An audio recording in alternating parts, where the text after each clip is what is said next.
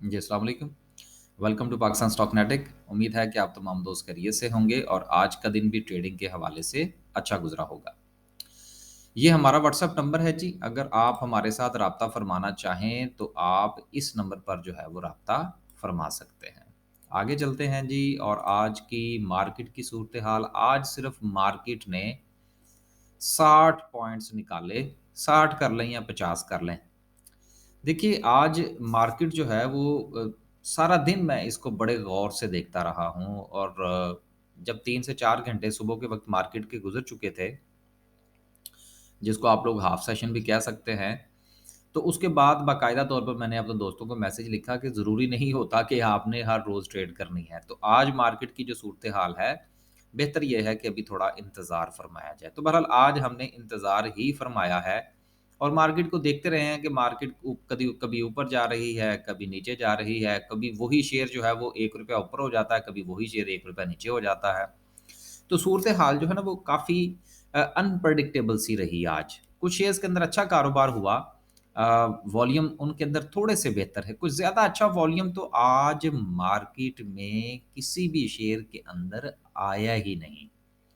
Lotte chemical में मैं 17 million का वॉल्यूम, डब्ल्यूटीएल जैसा शेयर जिस ₹1.5 का शेयर है, 14 मिलियन का उसका वॉल्यूम है।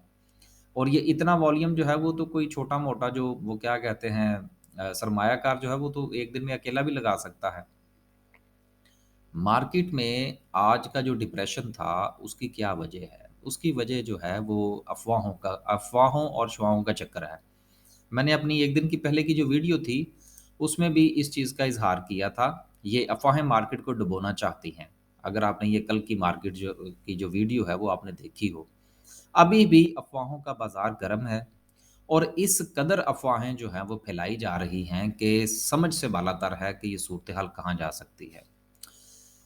आगे चलते हैं जी और अफ़वाहों की ज़ाहिर-सी बात है कि जिस वक़्त अफ़वाह साज़ फैक्ट्रियाँ जो है वो काम कर रही हैं, तो हमें उनके ज़ेर साए काम करना पड़ेगा और थोड़ी-सी अपनी अक्ल का ज़्यादा इस्तेमाल करना पड़ेगा और कोई भी बात जो हम तक पहुँचे उसको थोड़ा वो क्या कहते हैं ना खड़का के चेक करना पड़ेगा कि यार ये बात दुरुस्त भी है या नहीं। आँखें बंद करके मीडिया पर चलने वाली कोई भी बात हो, कोई भी खबर हो, कोई भी रिपोर्ट हो या सोशल मीडिया पर हो, उसको हम मान नहीं सकते। वो दूसरे दिन जो है वो गलत साबित हो जाती है।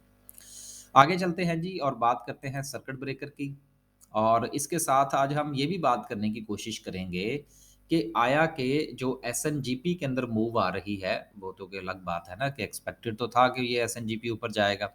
लेकिन मसला इस चीज़ का है कि एसएनजीपी को जो परवाज़ है, क्या ये एसएनजीपी जो है, इसकी अपनी कोई ऐसी काबिलियत है कि जिसकी बुनियाद पर हम ये कह सकें कि जी सारी मार्केट जो है, वो तो ठीक है, थोड़ा बहुत चल रही है, ऑयल एंड गैस का सेक्टर भी चला, आज फिर चला एक बार। लेकिन एसएनजीपी जो है वो कंटीन्यूअसली जो है वो अपसाइड मूवमेंट दे रहा है, इसकी क्या रीज़न है? इस पर थोड़ा बात करते हैं, फिर आगे चलते हैं। देखिए, एसएनजीपी की अपनी जो कारकर्दगी है, वो स्मूथ चल रही है। मसलन उसके जितने प्रॉफ़िट्स या जितने उसके मामलात थे, वो वैसे के वैसे ही हैं। लेकिन अगर इस वक़्त कोई सूरत-ए-हाल ये ऐसी हमारे सामने आई है कि एसएनजीपी तो चलें ठीक है, वो एक प्रॉफ़िट में है कंपनी, एसएसजीसी भी चल रहा है उसके साथ। उसकी वजह ये है कि ये दोनों फिर इस चक्कर में हैं कि सर हमारे जो टैरिफ्स हैं, वो बढ़ाए जाएँ। यानी कि अपनी कारकर्दगी को बेहतर नहीं करना। देखिए, अगर तो हम इसको लिंक करें अ, शेयर पॉइंट ऑफ व्यू से के साथ, तो ठीक है जी, बड़ी पॉज़िटिव न्यूज़ है और इसका इम्पैक्ट होगा जब प्राइस बढ़ेगी तो प्रॉफ़िटेबिलिटी में मज़ीद इज़ाफ़ा होगा। एसएनजीपी जिसके जो है वो इस कदर जो है वो क्या कहते हैं लॉस हैं कि अगर आप वो उस लॉस के गड़े के ऊपर किनारे पर खड़ा होके ऊपर से पत्थर फेंके तो मेरा ख़्याल है 2 से 3 साल लगेंगे उसको पैंदे में लगने में। इस कदर उसमें खाई है लॉस की। तो बात करने का मकसद ये है कि इसके बावजूद भी अगर ये शेयर्स अगर चल रहे हैं, तो दोनों का सहारा सिर्फ़ इस बात पर है कि प्राइस गैस की बढ़ाई जाए, जिसके कि कभी चांसेस हैं कि प्राइस बढ़ा दी जाएगी। शायद हो सकता है बढ़ भी गई हो इन्होंने जो डिमांड भेजी थी, लेकिन मेरी नज़र से चूँकि अभी तक खबर नहीं गुज़री, लिहाज़ा मेरी नज़र में तो यही है कि अभी इन्होंने अर्ज़ी डाली हुई है। लिहाज़ा शेयर पॉइंट ऑफ व्यू से पॉज़िटिव न्यूज़ है, परफ़ॉर्मेंस भी मिल रही है, लेकिन अगर हम लॉन्ग टर्म देखें कि जिस वक़्त वाक़यातन कुछ सूरत-ए-हाल ऐसी सामने आए कि इन कंपनीज़ को अपनी परफ़ॉर्मेंस की बुनियाद पर जो है वो मूव दिखानी पड़े, तो शायद उसमें ये दोनों कंपनियाँ पीछे रह जाएँगी। लिहाज़ा इसको फ़ायदा उठाएँ, शेयर बहुत अच्छा है। आपको याद होगा जिस वक़्त ये 26-27 रुपए पर धक्के खा रहा था, उस पर बाकायदा मैंने इसके ऊपर एक वीडियो बनाई थी और उसमें मैंने ये बयान किया था कि शेयर अच्छा है, वक़्त बुरा आया हुआ है इसके ऊपर। अब जिनके पास भी हैं 40 के बाद इधर-उधर होने की तैयारी फरमाइए। अपर कैप की बात करते हैं, 7 कंपनीज़ अपर कैप हैं, सभी को आज कंसीडर करें जो हालात चल रहे हैं। लोअर कैप की बात करें तो लोअर कैप में बहरहाल कुछ नहीं है और ये वो कंपनीज़ हैं जिनमें मैंने कभी ट्रेड नहीं किया। तो ज़ाहिर-सी बात है कि जब मैंने इनमें कभी ट्रेड नहीं किया, तो मैंने इनके ऊपर कभी एनालिसिस नहीं किया। तो जब एनालिसिस नहीं किया तो मेरा ख़्याल है कि ज़रा लबकुशाई से परहेज़ ही किया जाए। हो सकता है आप में से किसी दोस्त के पास हों, तो कोई बगैर तैयारी के कोई लफ़्ज़ मुँह से निकल जाए, तो शायद उनकी जो एक्सपेक्टेशन है वो कुछ थोड़ा ऊपर-नीचे हो जाए। आगे चलते हैं जी और बात करते हैं ग्राफ़िकल व्यू की, कि आज वॉल्यूम वग़ैरह जो थे वो किस में लगे। ये एसएनजीपी और एसएसजीसी पर जो मैंने बात की है, ये आने वाले वक़्त में आपके काम आएगी। ना सिर्फ़ के काम आएगी बल्कि आपको एंट्री एग्ज़िट में भी फ़ायदा देगी। टॉप 10 सेक्टर की बात करें तो सबसे ऊपर टेक्नोलॉजी सेक्टर है, फिर केमिकल है। अब देखिए oil and gas marketing companies Hascol की वजह से अच्छा वॉल्यूम था जिसमें ओबॉय में भी अच्छा वॉल्यूम था आज। फिर फूड है, रिफाइनरीज़ हैं। देखिए रिफाइनरीज़ के हवाले से बार-बार जो है वो मुख्तलिफ़ किस्म की खबरें पाकिस्तान की स्टॉक मार्केट में छोड़ी जा रही हैं। कभी ये कहा जा रहा है हालाँकि जो सऊदियों के साथ जो बातचीत चल रही है ना, वो गवादर की है। इस चीज़ को ज़रूर ज़हन में रखिएगा। उसकी वजह ये है कि आप इस चीज़ को मत भूलें कि ये जो ऑयल वहाँ पर साफ़ होगा, जिस रिफ़ाइनरी के अंदर, वो ऑयल पाकिस्तान के लिए नहीं होगा। तो वो ऑयल जिसने लेना है और ऑयल जिसने साफ़ करके बेचना है। बेचने वाला और खरीदने वाला, सर वो दोनों जिस जगह पर राज़ी होंगे, रिफ़ाइनरी वहाँ पर लगेगी।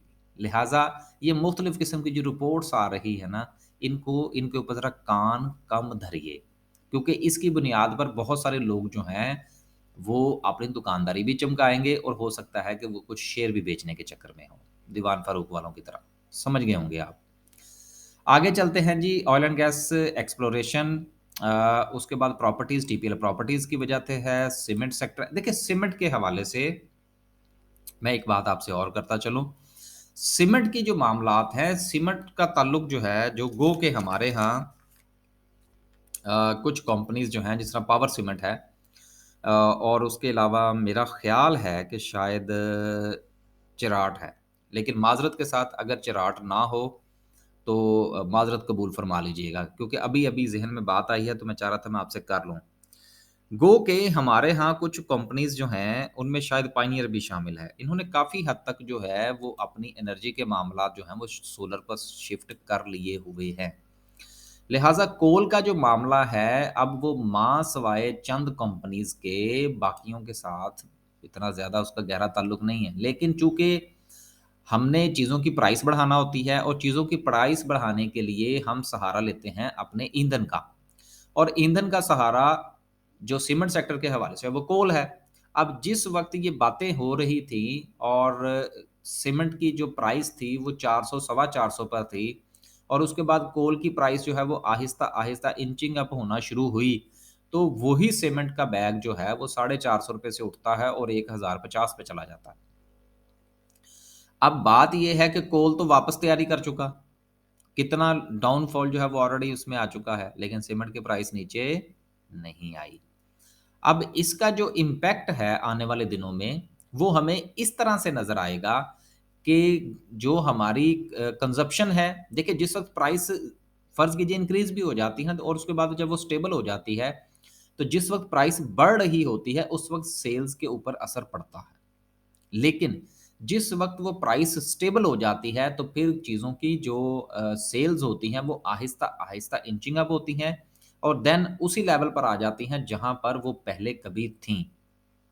लिहाज़ा ये गुज़िश्ता दिनों जो सेल्स में कमी वाक़या हुई थी थोड़ी बहुत, उसमें कुछ हमारा फ्लड का भी था, लेकिन उसके साथ-साथ प्राइसेज़ में भी लगातार इज़ाफ़ा हो रहा था। अब चूँकि 1000 के करीब जाके सीमेंट की बोरी जो है वो स्टेबल हो चुकी है, लिहाज़ा इनकी सेल्स वापस चली जाएँगी और प्राइस वापस नहीं जाएगी। जबकि कोल की प्राइसेज़ जो हैं वो टके-टोकरी हो जाएँगी, लिहाज़ा प्रॉफ़िट्स जो हैं वो छत को लगेंगे। इस चीज़ को ज़रूर कंसीडर कीजिएगा अगर आप सीमेंट सेक्टर में काम करना चाह रहे हैं। आगे चलते हैं, बल्कि करना क्या चाह रहे हैं, करना चाहिए। उसके बाद है जी कमर्शियल बैंक्स हैं और उसके बाद इन्वेस्टमेंट बैंक्स। आगे चलते हैं जी, आज थोड़ी-थोड़ी सी बातें जो हैं वो साथ-साथ हो चुकी। इसके अलावा कुछ दोस्तों के 2-3 सवाल थे कि हुकूमत जो है, वो मार्केट में इंटरेस्ट क्यों नहीं ले रही? और एक दोस्त ने ये पूछा था कि जी टीआरजी जो है ये 5G में कितना बेनिफिशियरी होगा? इस पर इंशाल्लाह जो है वो हम एक अलग से वीडियो बनाएँगे। आप सवाल लिखा करें, सवाल हम कमेंट्स में सारे पढ़ते हैं। किसी का मैं जवाब देता हूँ और किसी का जवाब नहीं देता। कुछ वैसे ही सिर्फ़ सिंपल सा होता है जी, अच्छी वीडियो बनाई या इस तरह की बातें होती हैं। तो अगर आप इस तरह के सवाल पूछें तो इंशाल्लाह हम उसके ऊपर वीडियोज़ भी बनाएँगे। तो ये 2 सवाल हैं, इस पर मैं अलग से वीडियो बनाऊँगा। टॉप 10 सिम्बल्स की बात करें तो सबसे ज़्यादा वॉल्यूम जो था वो लोटेक केमिकल में सिर्फ 15 मिलियन का वॉल्यूम और पीआरएल में जो है वो 5 साढ़े 5 का वॉल्यूम। तो वॉल्यूम आज मार्केट में नहीं था। लिहाज़ा इनको डिस्कस करने की मैं ज़ाती तौर पर कुछ ज़्यादा नहीं अहमियत नहीं देता इनको, क्योंकि वॉल्यूम ही नहीं है। आज की कैंडल की बात करें तो कैंडल का कोई अमल दखल नहीं है आज की पूरी जो मूव थी। लेकिन एक इंडिकेशन ज़रूर है कैंडल की जो जिसामत है वो ये बता रही है कि मार्केट डरी हुई है।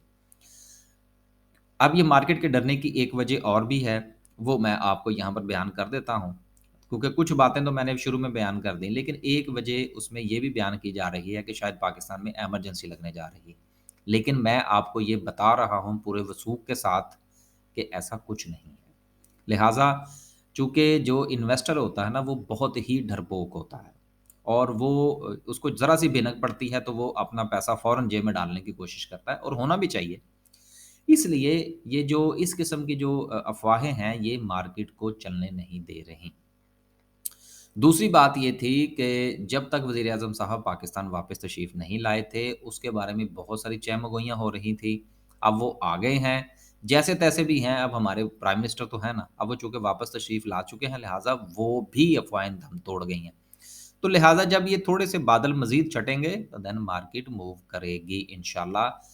आपने इस चीज़ को ज़हन में रखना है कि अगर मार्केट में से मैंने कल भी एक बात की थी, कल तकरीबन मार्केट में से निकले थे 250 पॉइंट, आज निकले हैं 50 पॉइंट, टोटल हो गए 300 पॉइंट।